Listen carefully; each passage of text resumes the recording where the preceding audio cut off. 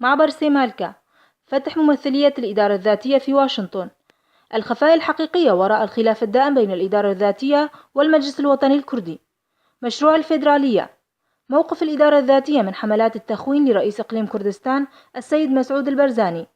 كل هذه المواضيع نفتحها مع الرئيس المشترك لهيئة العلاقات الخارجية الدبلوماسي عبد الكريم عمر.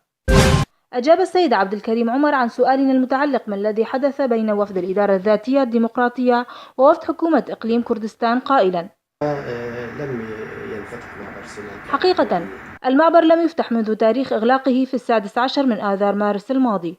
قبل حوالي 3 أشهر المعبر مغلق من جانب الحزب الديمقراطي الكردستاني في العراق.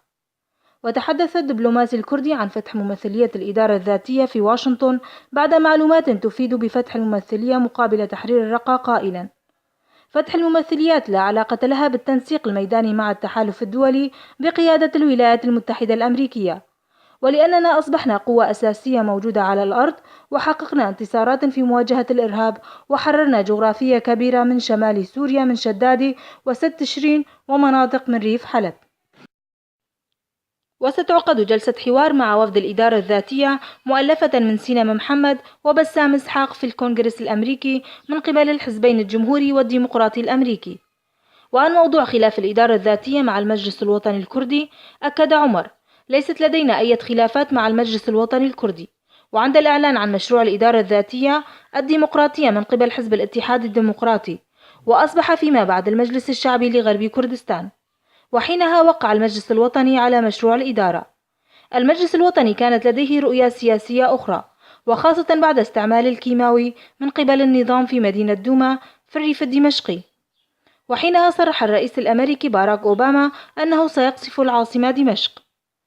المجلس تخوف من تدخل عسكري خارجي في سوريا وقتها، واعتقد أن النظام سيسقط، فهرع إلى مدينة اسطنبول التركية، وانضم إلى الائتلاف الوطني المعادي لتجربة الإدارة الذاتية.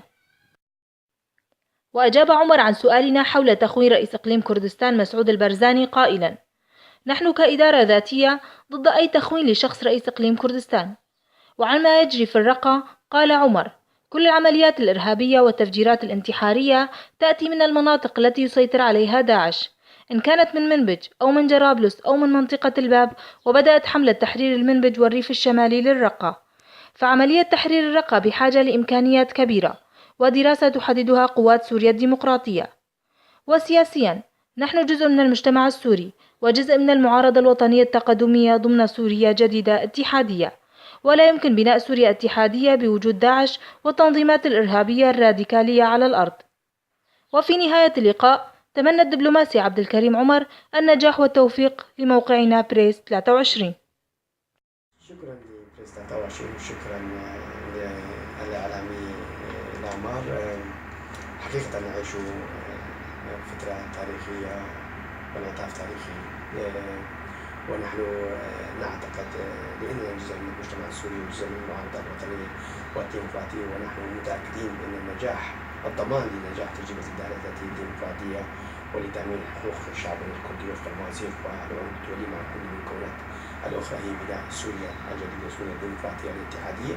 لذلك سنعمل مع كل السوريين لإجراء التغيير المطلوب وانتقال محل السداد إلى النظام الديمقراطي التعددي اللامركزي الاتحادي.